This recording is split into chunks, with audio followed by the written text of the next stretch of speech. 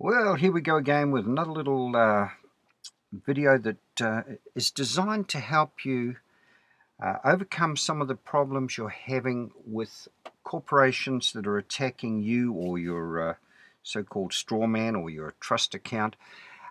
This little video may help you to understand what they're doing and how to overcome the little tricks that they are pulling on us.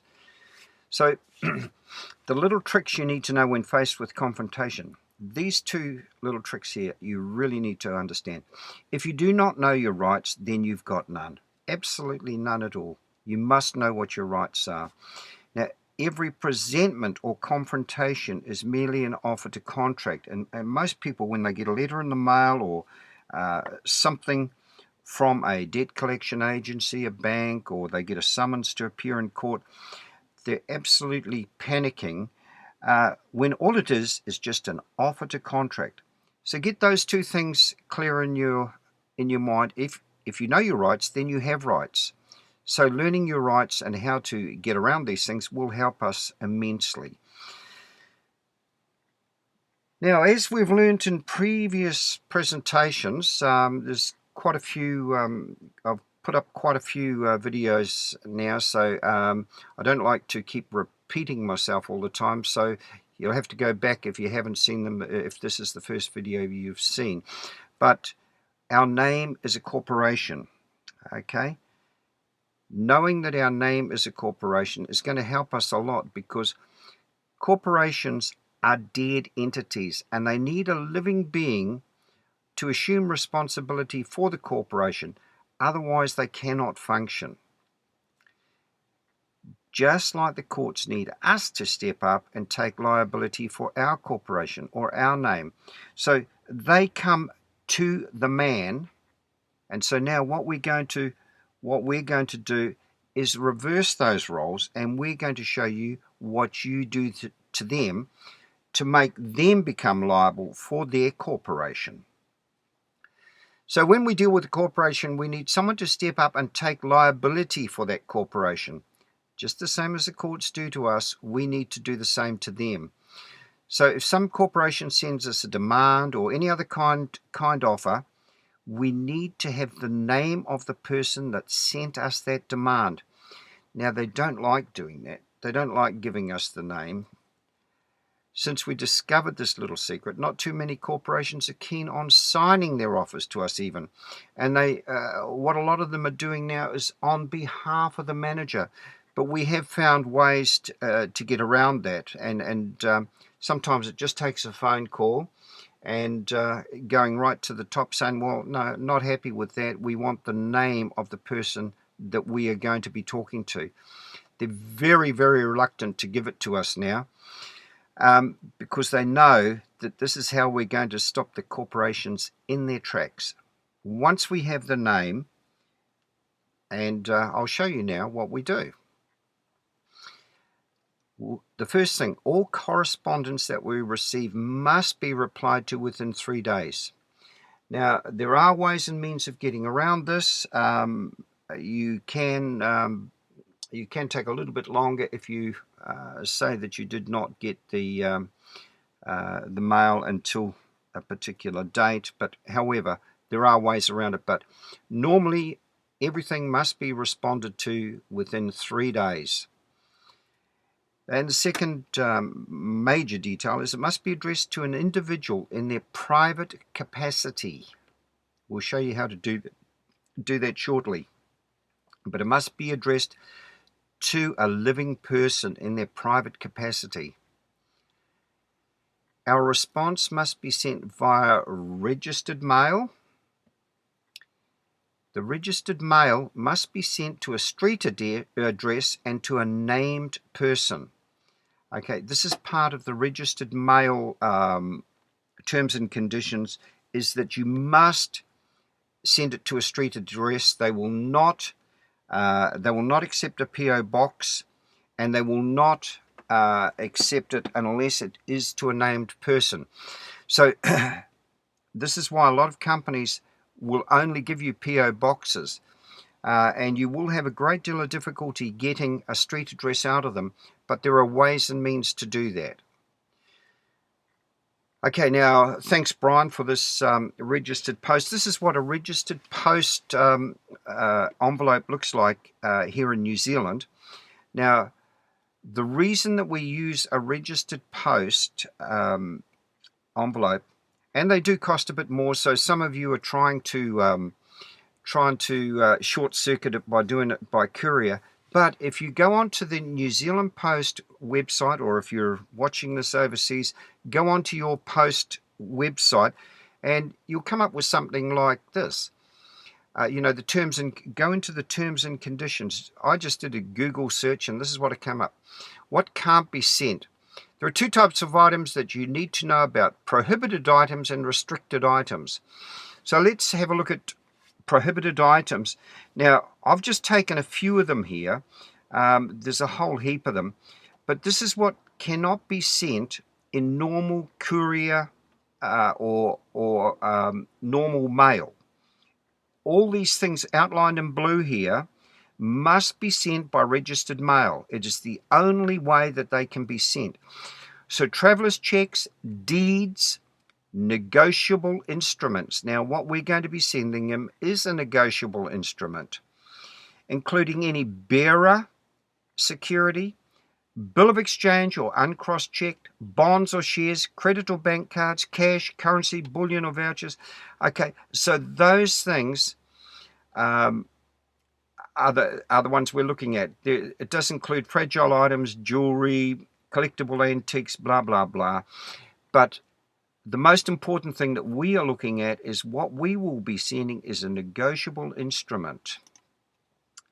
So that is what you ask for, a registered post envelope, and they do cost a little bit more, but hey, you've seen why. Now, all mail sent to a PO box and to a corporation will be ignored. They do not need to respond to us. And that's why we're not getting replies and people saying, well, I wrote to them and they haven't responded. Okay, so now you can see why. And these are the little tricks of the trade that they use to stop us in our tracks. Unless the correspondence is directed to the real person that sent it to you, it will be ignored totally. Okay, so a corporation will ignore it, and unless it's sent to a named individual, it will be ignored.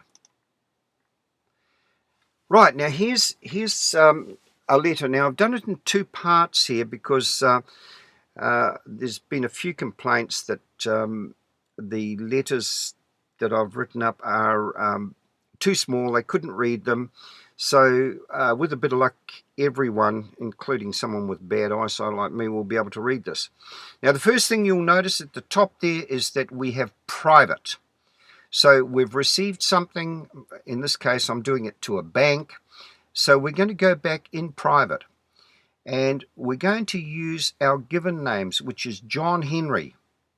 We're not going to be using Doe, because John Henry is the person's personal representative. And there's our street town. Now, we are going to address this to the person in his private capacity. So, Bent Copper in his private capacity, 1 Ripoff Lane, Skanksville.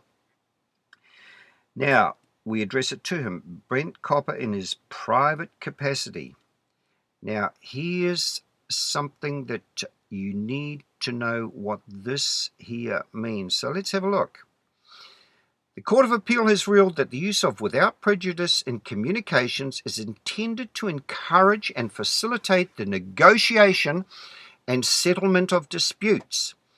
Its use can help ensure that parties can make concessions and or admissions to try to reach a settlement, knowing that if settlement is unsuccessful, then those concessions, admissions will not be brought up in court and used against them. Oh! Very powerful, isn't it? It cannot be brought up in court and used against us.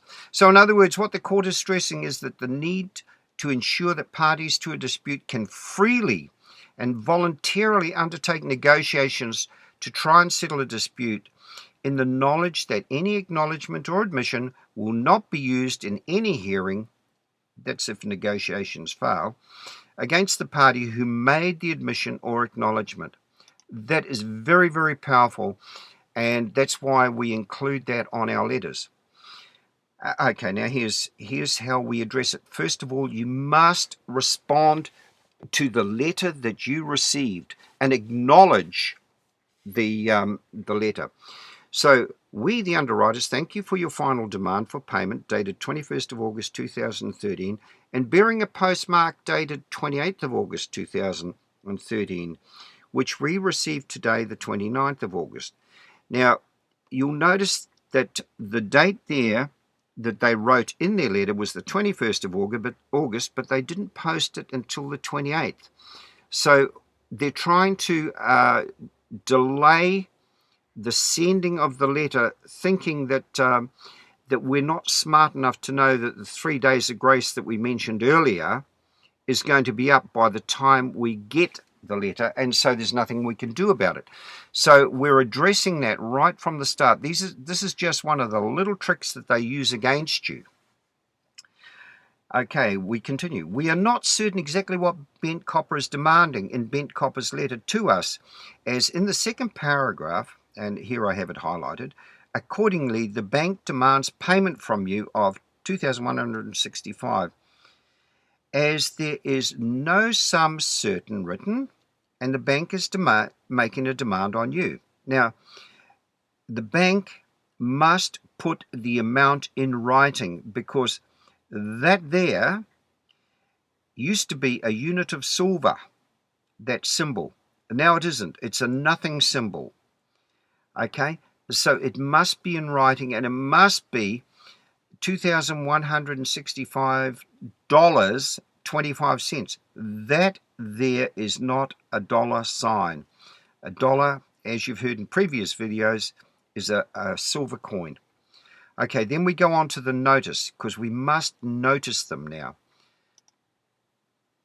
Okay, the notice. Bent Copper is hereby noticed that we will at all times promise to pay any alleged outstanding amount upon Bent Copper under his own full commercial capacity with clean hands and equity, providing full, complete, certain, and not misleading disclosure to the following questions. Now, they cannot do that with clean hands and equity, because they know that they are perpetrating fraud upon us, and so they cannot do it with clean hands and equity. Therefore, the questions, and you don't need 200 questions like some of them are putting out there in their letters. These 5, there is no way that they can answer any one of them. And the first one, that John Henry is you. Now, if you go back to the previous slide, they're demanding it that you make payment. Well, is John Henry you? He most certainly isn't.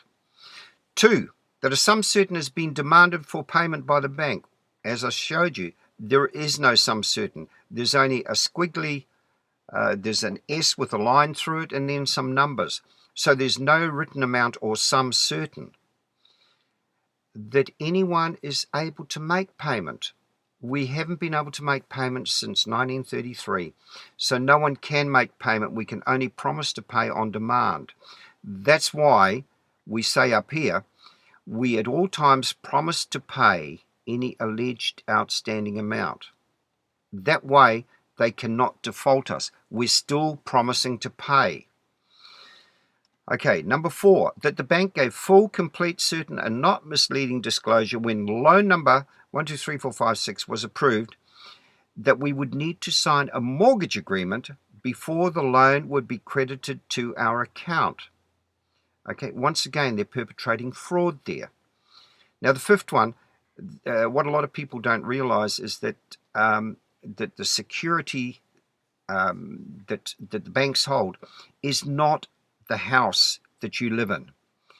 Okay, so number 5 there, that the property secured by mortgage number 901-203-ABC is the house situated at 100 Short Street. Send a photo in. Okay, they know that that is not the security that they are threatening to sell. Okay, Bent Copper's failure within 14 days to provide full, complete, certain, and not misleading disclosure to all above questions will, in accordance satisfaction, see all alleged claims settled and closed. Now, here's another very powerful set of words here, and what we're trying to do is show you what these words mean so that you know. Accordance satisfaction, a method of discharging a claim whereby the parties agree to give and accept something in settlement of the claim and perform the agreement. The accord being the agreement, and the satisfaction its execution or performance. And it is a new contract substituted for an old contract which is thereby discharged, or for an obligation, cause of action, which is settled and must have all of the elements of a valid contract. Now, they know that they haven't given us a valid contract. It's a very one-sided contract that they have given us. So if you use that, they will be jumping and trying to nullify this very quickly, I can assure you. Now, we then put the private person's personal representative, and we sign that. Now we turn the letter over, and on the back at the bottom right hand corner of the letter we place a 5-cent stamp. Now, unfortunately, I couldn't find a New Zealand 5-cent stamp, so I've got an old Teddy Roosevelt United States postage stamp here. Now, this is what you must do. The day that you send the letter, you must stamp the date across like that. You must also put your name across like that. Now, the only reason I put this in red is that you couldn't see it when it was in blue. So I've put this in red, John Henry. Okay, you must do that. Now, you see, what happens with a lot of documents is that they will turn the document over and it becomes an inchoate instrument. They will then fill it out because they have your signature on the front side, and they use your signature to create money. Okay, so the inchoate instrument on the back here could be filled out to raise more money for them. So by doing this, you have put a postage stamp on there. You are the last signature on that page. They cannot interfere with the post. By following their rules, we are now holding them accountable. So don't take shortcuts. Follow the procedures, and they must leave us alone. Good luck out there. Do it properly, do it right, and let's hold them accountable. Thank you.